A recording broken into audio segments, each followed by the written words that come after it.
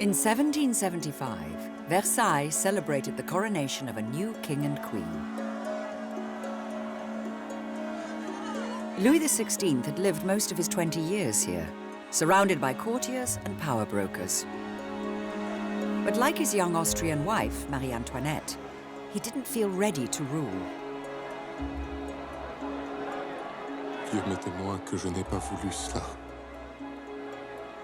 Seigneur, protégez-nous. Nous régnons si jeunes. Despite their king's private feelings, the public had high hopes. He's young, he has a beautiful wife, so there's everything to expect from this new and hopefully glorious reign of Louis XVI.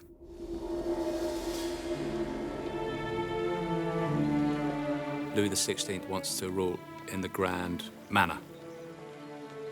He wants to be an absolute monarch. He wants to live up to the style of Louis the Great, Louis XIV. But interestingly, he wants also to rule in a way which is popular.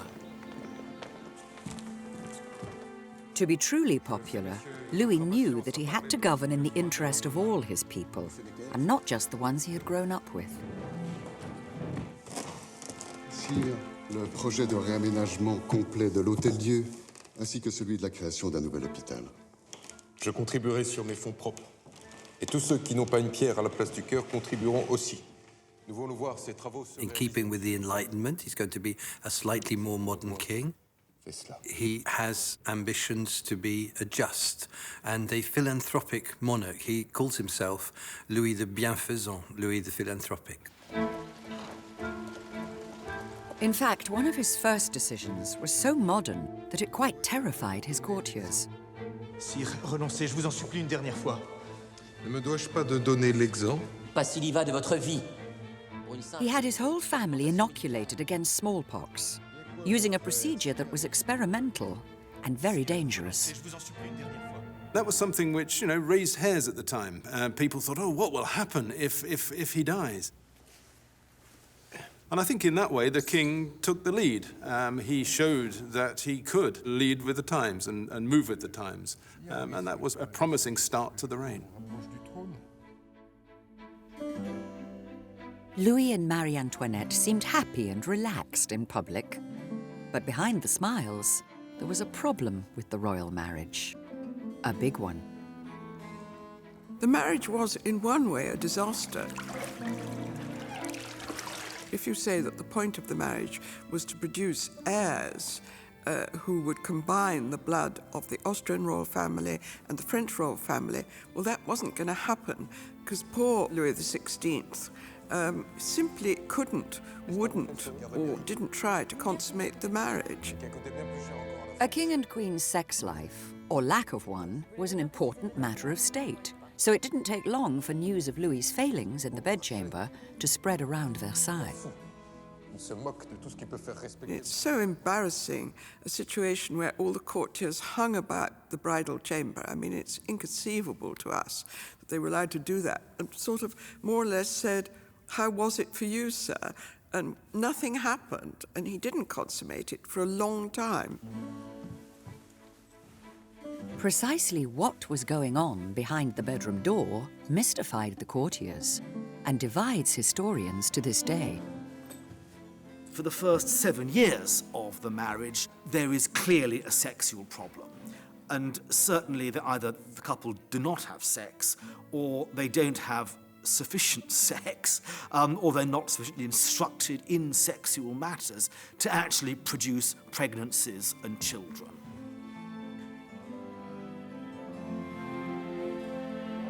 Given the legendary sexual exploits of Louis XIV and XV, it's hard to believe that number 16 was such a blushing innocent. It does seem extraordinary that he wouldn't have known how to do it, but apparently he didn't. What he would do is put his penis inside the Queen's vagina, leave it there without moving for 2 minutes, and then withdraw. The Queen would leave his bed, and he would then have a happy ending on his own. But some believe it wasn't ignorance that stopped Louis from doing his royal duty, it was illness. A rare medical condition called phimosis, which meant that lovemaking was more pain than pleasure. It's possible that Louis XVI had a malformation which needed to be corrected by minor surgery before he could have full sexual relations. And at various times, an operation of circumcision was discussed to correct this.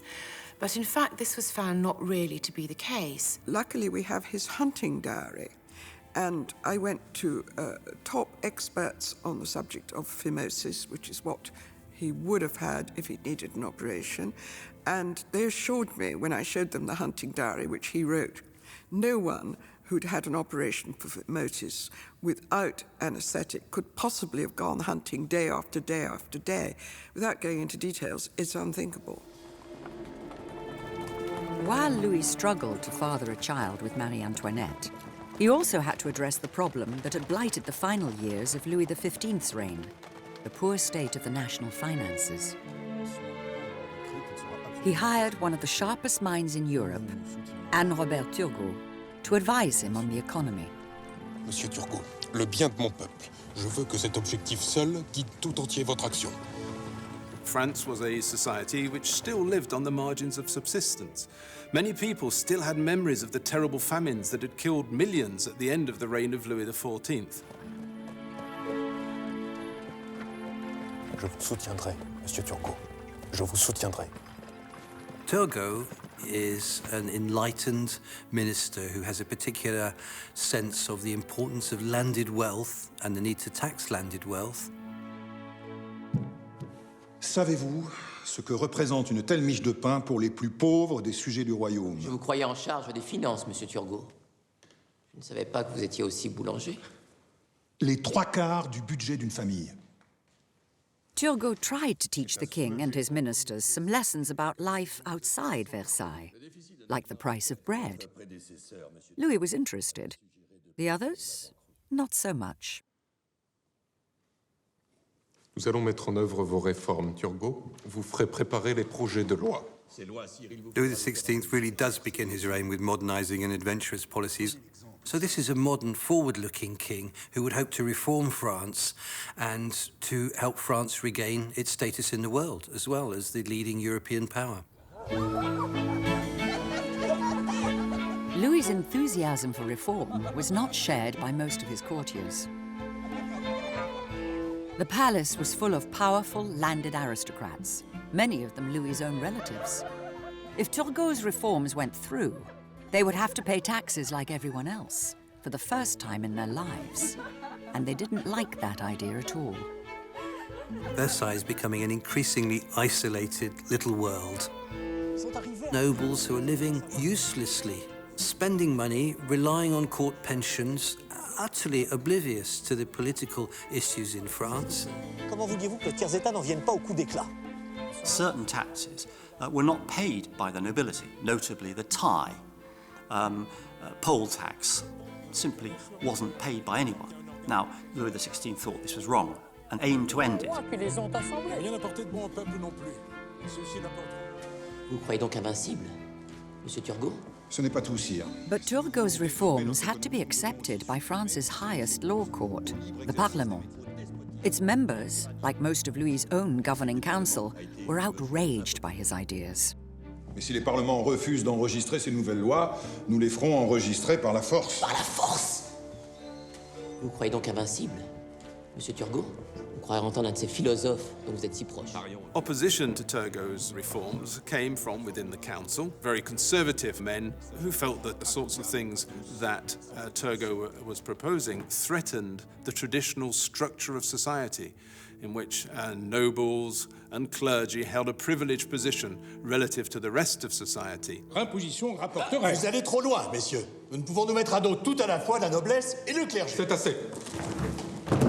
Je lirai et vous ferai connaître mon sentiment. And so he had, if you will, stirred up the hornet's nest of vested interest.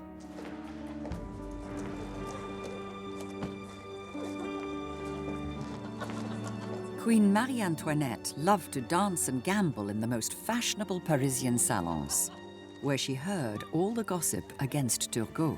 Votre nuit fut-elle bonne? La fête était magnifique, oui. Je meurs de sommeil, il me tarde de me coucher. Pour moi, je m'en vais de ce pas remettre ma vie entre les mains de Monsieur Turgot. Vous savez qu'il se répand un mot de moins en moins couvert que les réformes préparées par Monsieur Turgot ne visent à rien moins qu'à saper les fondements mêmes de la monarchie. Je vous laisse libre de vos sorties. Laissez-moi libre de mes avis. Louis, mieux que tout autre, devrait se souvenir que notre société est fondée sur la distinction et la hiérarchie des trois ordres. One of the most powerful opponents of reform was the king's own brother, the Comte de Provence, known in court simply as Monsieur. He clung to the traditional order of French society, 3 estates under the king: the clergy, the nobility, and the rest, with only the rest paying taxes. Sur un même pied, la noblesse et le commun.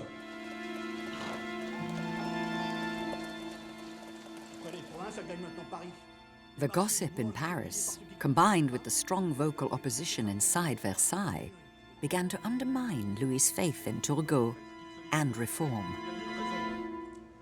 Louis XVI must not have known which way to turn because the economists are divided, and fundamentally the issue is the French state and whether it will survive. Very momentous decisions for a young man to take. Diable d'homme de Turgot. Ne prend-il donc jamais une minute de repos? He looked initially as if he was going to stand firm. However, his confidence was undermined. Louis XVI lacked the willingness to support him to the bitter end. Est-ce qu'il ne va quand même pas un peu trop vite?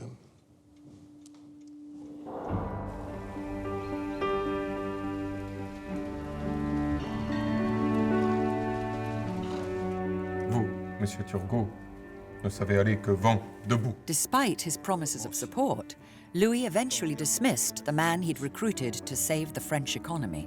Puissiez-vous ne jamais oublier que c'est sa faiblesse qui a mis la tête du roi d'Angleterre Charles Ier sur le billot. He is famously said to have remarked, Monsieur Turgot wants to be me. I don't want him to be me. And for that reason, the minister was disgraced.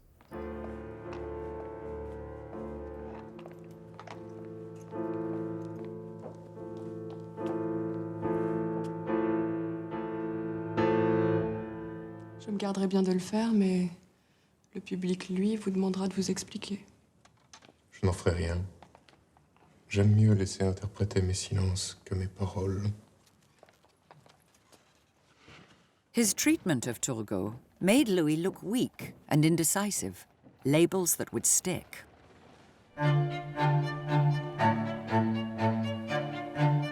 But Louis did have something to celebrate. After 8 years of marriage, he and Marie Antoinette finally managed to start a family. First a daughter, and then an heir to the throne. The birth of her second child, the Dauphin, was enormously important. She'd produced a son. She'd fulfilled her duty.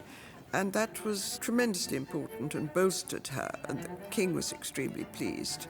Huge celebrations. It was seen as a miracle. This little baby really was seen as a savior. He was the boy who was going to save France. The bells rang in Paris, the fountains flowed with wine, the Te Deum was sung. I mean, nothing was neglected.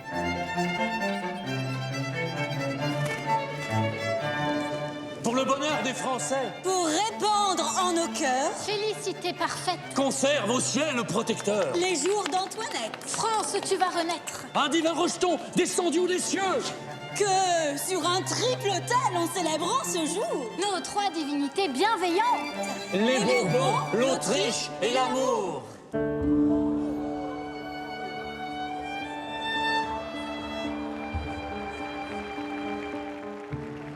Aujourd'hui, il ne transporte encore que des animaux. J'ai expressément interdit à Monsieur Montgolfier d'y monter en raison du danger. Mais demain, il transportera des hommes. Soyons-en certains. Il ne faut pas le craindre, mais s'en réjouir. Louis enjoyed being a father, and for a while began to enjoy being king.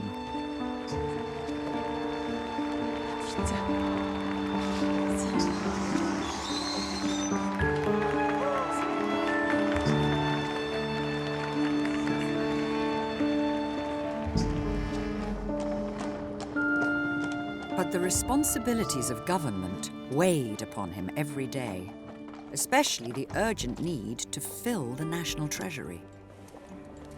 Louis's next attempt to do so arrived at Versailles in the shape of Jacques Necker, one of the wealthiest men in Europe. Necker is an enormously rich Genevan banker. States like France's, which is having financial problems, finds it terrifically advantageous because it means that he places his personal credit to the benefit of the state. He's seen initially as a sort of miracle man because by establishing confidence, financial confidence, the state can boom.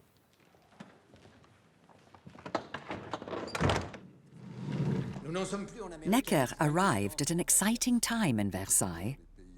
France's old enemy, England, was struggling with an armed rebellion in its American colonies. A rebellion that Louis wanted to support. C'est maintenant une véritable guerre d'indépendance que mènent les milices américaines contre les troupes anglaises. La France, sire, ne doit pas s'engager plus. France, since the defeats of the 7 Years' War, had been desperate to get revenge on England. Louis XVI would like nothing more than to attack the old enemy. But on the other hand, there's a problem. If they do that, are they not supporting insurgents? And indeed insurgents, many of whom were Republicans and avowed Republicans at that. And so it's difficult. And so to begin with, they take a kind of a middle course. Monsieur Vergennes? Nous ne pouvons fournir armes et munitions aux insurgés, mais nous pouvons leur donner les moyens d'en acheter à des personnes privées. Le gouvernement n'apparaîtra en rien. Louis approved the aid, but insisted that everything was done in secret. Using a certain amount of covert skullduggery, weapons and arms are sent off to help the Americans fight off the British attempt to reconquer the rebellious colonies. All this assistance to America cost the French government a fortune, money it simply did not have. Louis turned to his new finance minister, and Necker arranged emergency loans from his banking friends.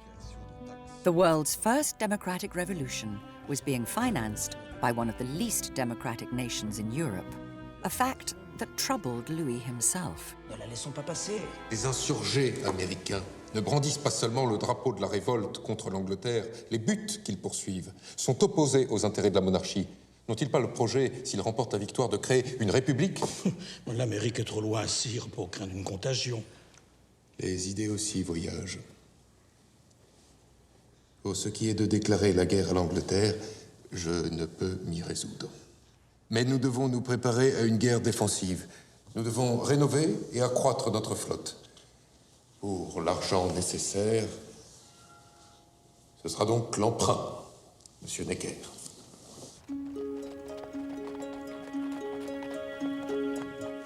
After 2 years of war, Louis's investment in the American Revolution seemed to pay off when the rebels scored their first great victory at the Battle of Saratoga. He decided that the moment had come to support America publicly and go to war with Britain. Aucune sorte d'envie de recevoir ce blanc-bec.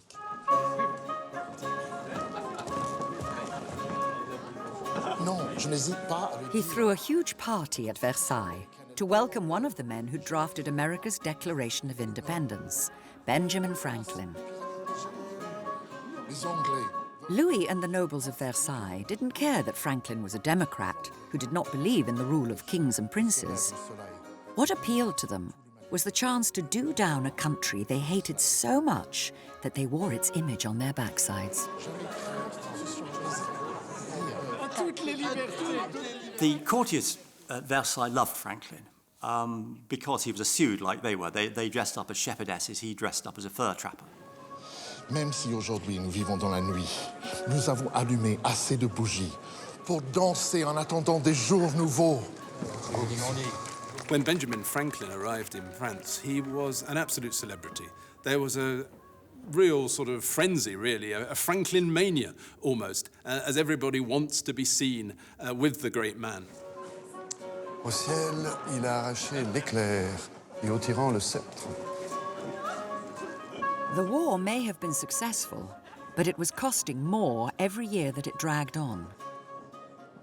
Finance Minister Necker had already borrowed up to the hilt, and was now struggling to get a grip on royal spending. Il faut, sire, réduire encore et encore le train de la maison du roi. C'est le prix si nous voulons imposer des économies à l'ensemble de vos courtisans. War is increasingly expensive, and the French political system is not set up to impose taxes on the people who are best able to pay them. So the fundamental problem of the French state is how do you tax the rich? Le seul moyen pour restaurer les finances publiques serait de rendre l'impôt obligatoire pour tous, mais vraiment pour tous. Et à ce moment-là, nous aurions le clergé et la noblesse contre nous. Et le Parlement n'enregistrerait pas notre loi. Necker, after several years in government, had pretty much exhausted the possibility of borrowing. He was aware that it was necessary to raise taxes. Pensions, gratifications et autres. Necker published plans to get rid of the unnecessary but lucrative jobs enjoyed by the courtiers at Versailles. But even the suggestion of reining in the privileges of the nobles set off a familiar argument. Écoutez la suite. Toute exception, toute faveur devient tôt ou tard une injustice envers la société. Comment ce bourgeois protestant ose-t-il écrire de pareilles inepties? Louis promised to back Necker all the way, just as he had with Turgot. Je n'admettrai pas une nouvelle opposition comme au temps de M. Turgot. Ceux qui y trouveront à redire, je les casserai comme verre. Si nous laissons faire Necker, la gloire de Louis XIV cédera bientôt le pas à l'anarchie la plus extrême. Puisque notre ministre se gargarise de mots, nous allons lui retourner. Je ne suis décidément pas fait pour la colère, et encore moins pour la violence. Marie Antoinette encouraged her husband to be strong this time. But once again, he began to dither. Voilà que vous recommencez comme au départ de M. Turgot. Je ne me soucie que de vous, Louis. Puissiez-vous cette fois ne pas reculer. Louis XVI was not a decisive man by nature. He was a decent man. He was controlled more by his ministers than previous kings had been, but then he was facing a different situation. Despite his wife's advice, Louis decided that Necker had to go. The second attempt to confront the French nobility had ended just like the first one, in complete failure.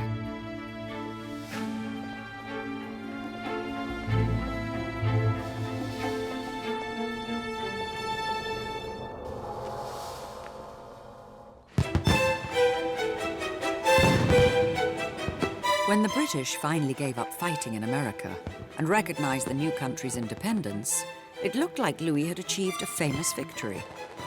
But even as Versailles celebrated, his courtiers were whispering that France was not getting what it expected from a war it had financed on borrowed money. 77 navires. Nous avons livré 77 navires aux insurgés américains. Et eux, ces chantres de la liberté, rien, pas un seul chargement de marchandises promises. Je leur aurais fait des dons. Louis had hoped for an economic boost from the war, but the Americans had other ideas. Ils leur auraient fait des dons. Ils ont fait savoir qu'ils n'ont aucune intention de rien rembourser.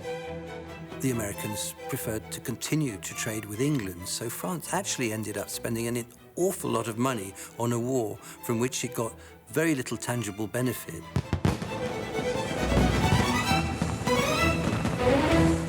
Turgot, the ex-minister of finances, says the first gunshot will drive the state to bankruptcy. Well, he's wrong, but he's only wrong by a few years because the impact of that war on French finances is absolutely terrible.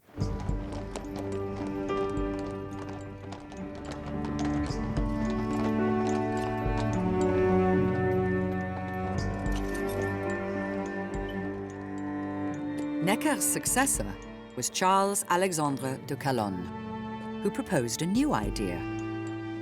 He told Louis that to boost the French economy, he should spend even more. Vous voulez faire des dépenses quand ce sont des économies que mes peuples attendent. L'argent est là, sire. dans le secret des coffres et des tiroirs. Il faut le faire sortir, mais l'abeille ne fait pas son miel avec du vinaigre. Il faut restaurer la confiance du public. C'est seulement quand les financiers et les épargnants auront le sentiment que l'argent coule à flot qu'ils seront prêts à nous confier le leur. Nous devons faire comme si l'argent ne manquait pas. Et c'est à vous... Calonne's financial policies aggravate the very serious problems, financial problems of the state, to breaking point. Marie Antoinette had given the French people an heir to the throne, but as an Austrian outsider, she had never been very popular. Now, as the financial crisis deepened, ordinary people came to see her not as their queen, but as a symbol of the selfishness of the aristocratic elite. It's a truism of history that when there's economic stress, people look round for who to blame, and it was all too easy to blame the Austrian, l'Autrichienne, and that she had an extravagant court, and that country people were starving, and she was having parties and giving balls. So that's really what caused the major downturn in her reputation. There's a stream of salacious pamphlets which come out about Marie Antoinette in the 1770s and 1780s. The sorts of things that they'd say, that she has a very wild sex life, frustrated in her relations with the king. She has sexual relations with his brothers. She's the new Messalina. She's the new sort of sexually wild person at court. And this is dragging the monarchy down. Pour moi, je me suis habituée à tout. On m'a prêté des amants, on me prête désormais des maîtresses. Cela me serait indifférent si l'on ne cherchait ainsi à vous atteindre à travers moi. One of the innuendos was that Marie Antoinette had an affair with Cardinal de Rohan, who was the court almoner, and he then passed venereal disease on to every woman in the court. That is the sort of thing that went around. It was very gross. The grosser the better. They make anything that people may put up with today look absolutely mild. They are so gross. They are really lewd, with detail and illustrations. One of the points the satirists made in their pamphlets was that Marie Antoinette had it off with her brother-in-law, the Comte d'Artois. You know, you take a story like she's having it off with her brother-in-law, and then how do you prove she's not? That was the trouble, so everybody liked to believe it. I think the king, who was a very nice man, was very upset by it. Louis himself was also a victim of the pamphleteers. Ce sont nos réformes que l'on cherche encore et toujours à abattre. Au reste, voyez ce que l'on fait aujourd'hui de moi. Petit, gros, idiot, empoté, dormeur, buveur, cochon, n'ayant d'autre intérêt que la chasse et la serrurerie, il semble qu'il n'y ait personne moins fait que moi pour diriger la France. Il suffit d'un ordre, sire, et nous ferons cesser ces publications et punir les coupables. Non. Non, je ne veux pas que quiconque soit poursuivi en mon nom.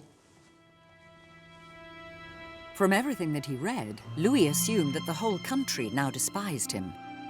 But a visit to Normandy to inspect a new port brought a pleasant surprise.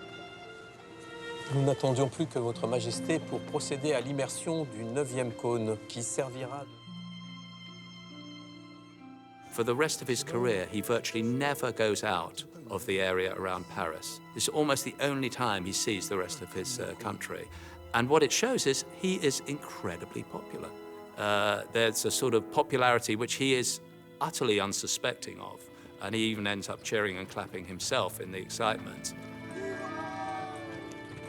He was much applauded in Normandy, and it is said that as he was getting back to Versailles, he said, "I know I'm getting nearer to Versailles because the chairs are much weaker." As soon as he returned to his court, Louis faced another crisis. Finance Minister Calonne decided that his spend, spend, spend formula had been wrong after all. Now he called for cuts and new taxes for the nobility, the same advice that his ill-fated predecessors had given. And sure enough, the nobles organized themselves to resist taxation all over again. 1787 and 1788 will be characterized by a state that's desperate for financial reform to get out of the situation of bankruptcy, which is staring it in the face. Vous nous entraînez dans la dépense pour ensuite adopter la politique de Necker ou de Turgot. C'est que ces réformes que le bon sens commande sont indispensables à votre royaume, sire. Louis believed that Calonne's medicine could save France, but doubted if the patient would ever be prepared to swallow it. Vous connaissiez la violence des oppositions que nous allions lever contre un tel plan. Comment comptez-vous le faire adopter quand nous savons que Parlement, clergé, noblesse vont se liguer contre? And it's going to be absolutely vital that Louis XVI, for once in his life, follows through and supports his minister in order to make sure that these plans are accepted, because there is no plan B.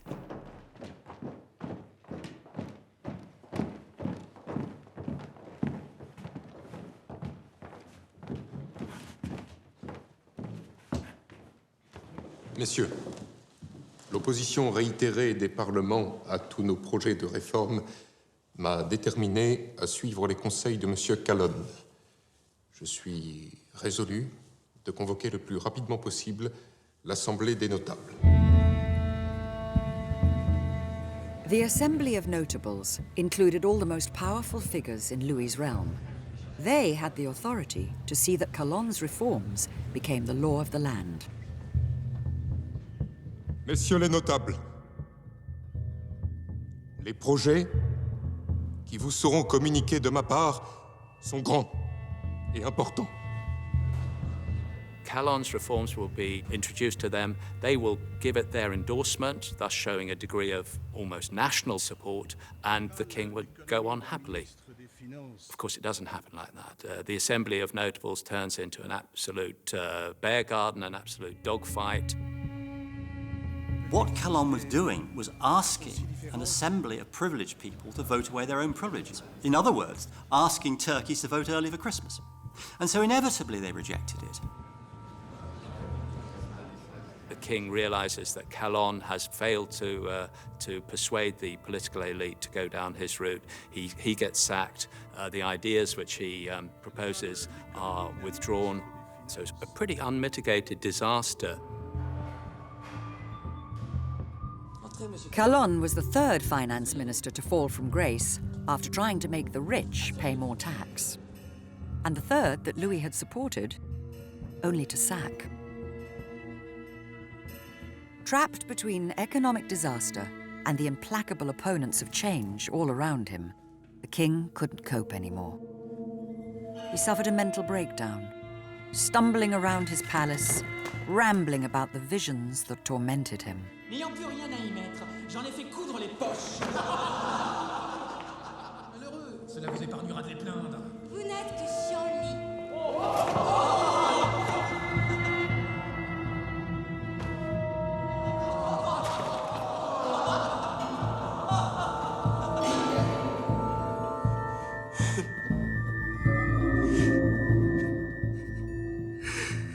Just as his grandfather, Louis XV, was subject to melancholia and depression, Louis XVI seems to enter into a period of really quite deep depression. Puisque c'est comme ça.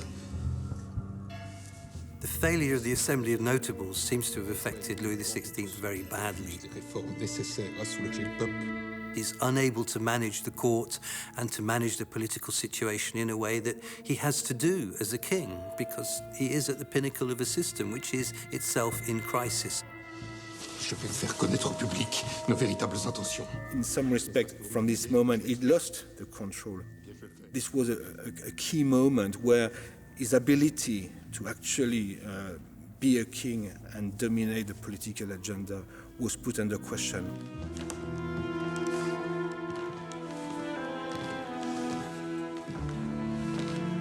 Est-ce bien le moment?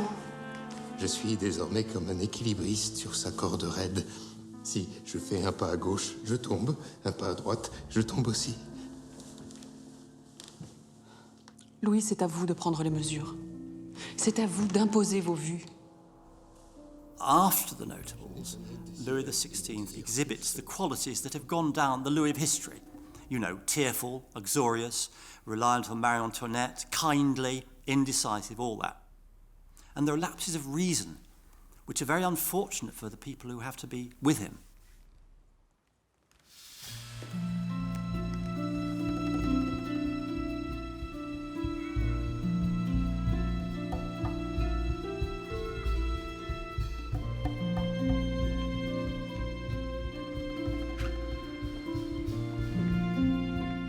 Louis's mental state was hardly improved when somebody sneaked into his private chamber and left him an unwelcome gift: a portrait of the execution of England's king, Charles I.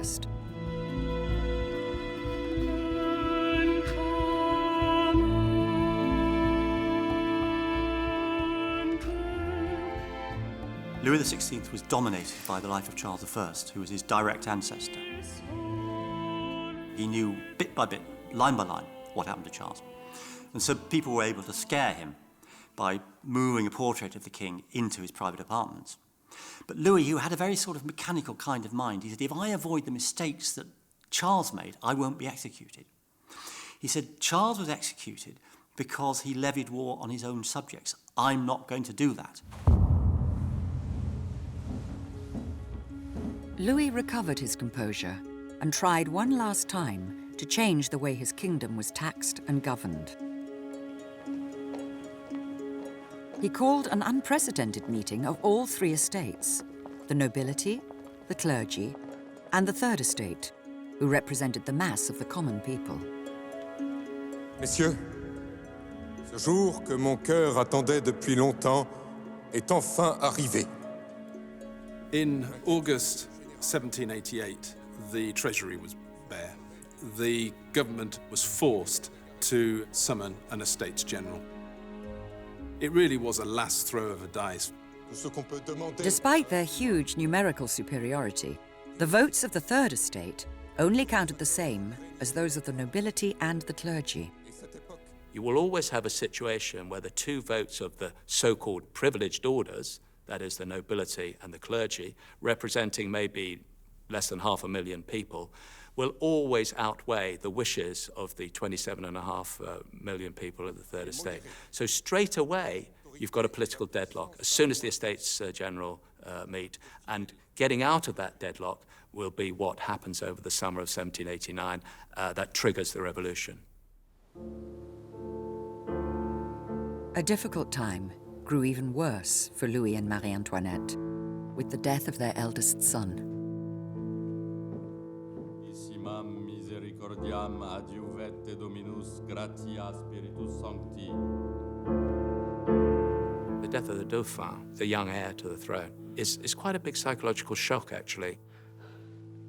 The king is met by a tremendous amount of support from the nobility. Psychologically, it draws the king and his nobility closer together in a way. It was a crucial moment. Louis's sudden shift in sympathy back to the nobles meant that their enemies, the representatives of the Third Estate, decided he was never going to help them. The king is increasingly finding it difficult to distance himself from his nobles and their interests. That's the world he moves in. Versailles is all about being surrounded by nobles. He's hardly ever met his own subjects out of that context. So he's swaying towards supporting the nobles, and Marie Antoinette certainly is swaying towards them. Vous souvenez-vous de ce que vous avez dit le jour où vous êtes devenu roi? Mon Dieu, je n'ai pas voulu cela. Et le jour où vous avez reçu la couronne? Mon Dieu, qu'elle est lourde.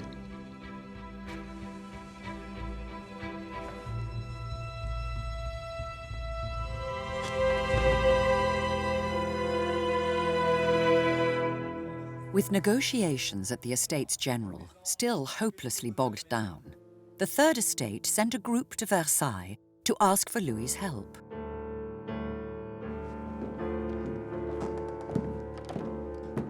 Sire, c'est Monsieur du Tirceta voudrait vous voir. He refused to meet them.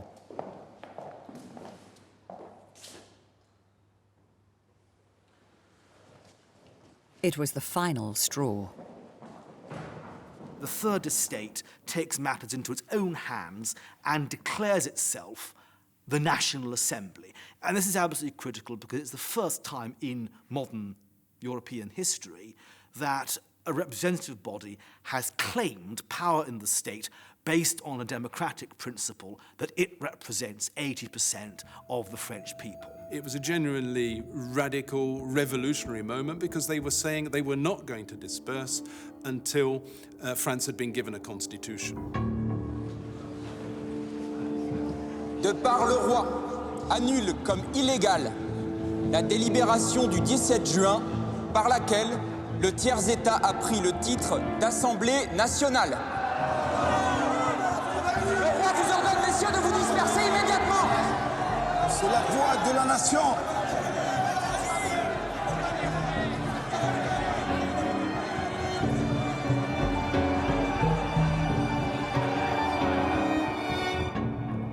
Faced with the crumbling of the structure of the old Estates General, Louis XVI decided finally that he would resort to force. As a result, he began to call in troops and to assemble troops around Paris.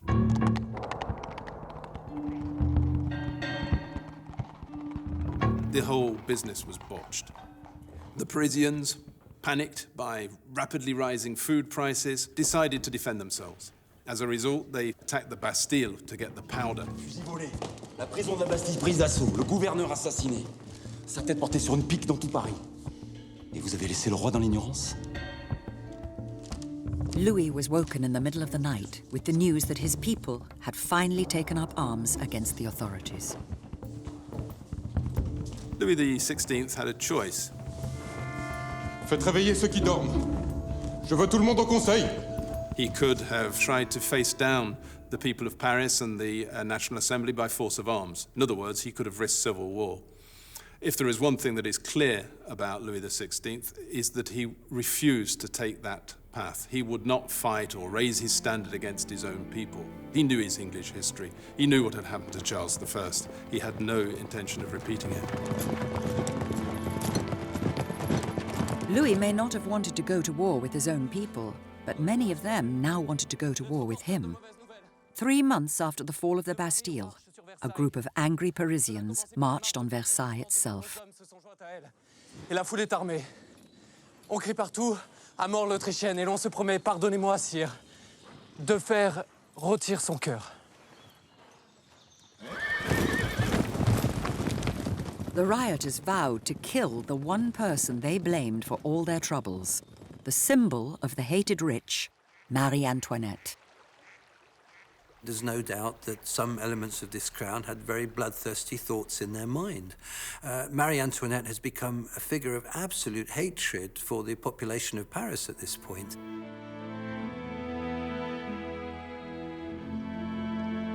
Marie Antoinette was the main target because she's been the main target for many years now. She was considered that the person really was giving poor advice to Louis XVI, who had been at the origin of the fiscal crisis because of her lavish expenses.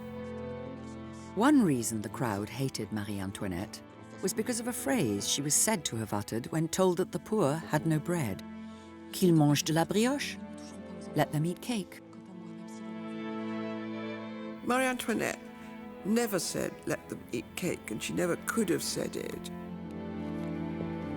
She was brought up in the philanthropic court of Austria, where her mother, Maria Theresa, sort of told them to go around giving soup and bread to old women in farmers' cottages. And it was inconceivable. She would have given the brioche. She was much more like the late Princess Diana, you know. She would have performed a gesture like that. So she could never have said it. Whoever said what or when, the revolutionaries were after the Queen's blood and were soon breaking down the palace gates. They broke in the early morning and they tried to climb in the room of Marie Antoinette. One of her bodyguards is killed actually defending the entrance to her chamber in the palace, massacred there and then. Marie Antoinette only escapes by a rapid exit into the king's chamber.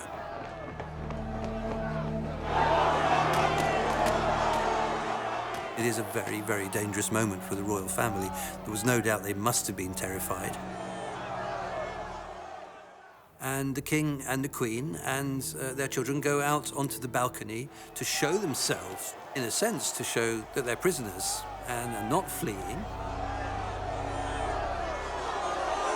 Mes amis, j'irai à Paris avec ma femme et mes enfants.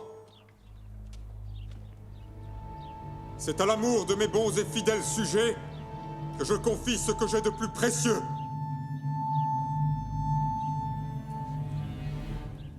It must have been an absolutely terrifying moment for the king, the queen, and their children, because the crowd is fearsome. They're not used to coming into contact with people like this.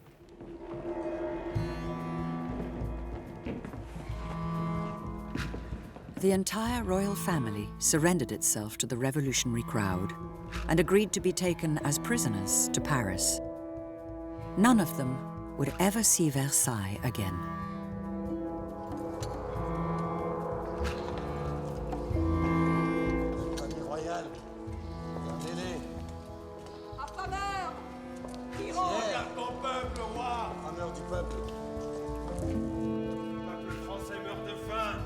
They were taken back as the baker, the baker's wife, and the baker's son, in reference to the grain and bread crisis that had triggered this. But it's fair to say that after the 6th of October, the king and the royal family were prisoners of the revolution.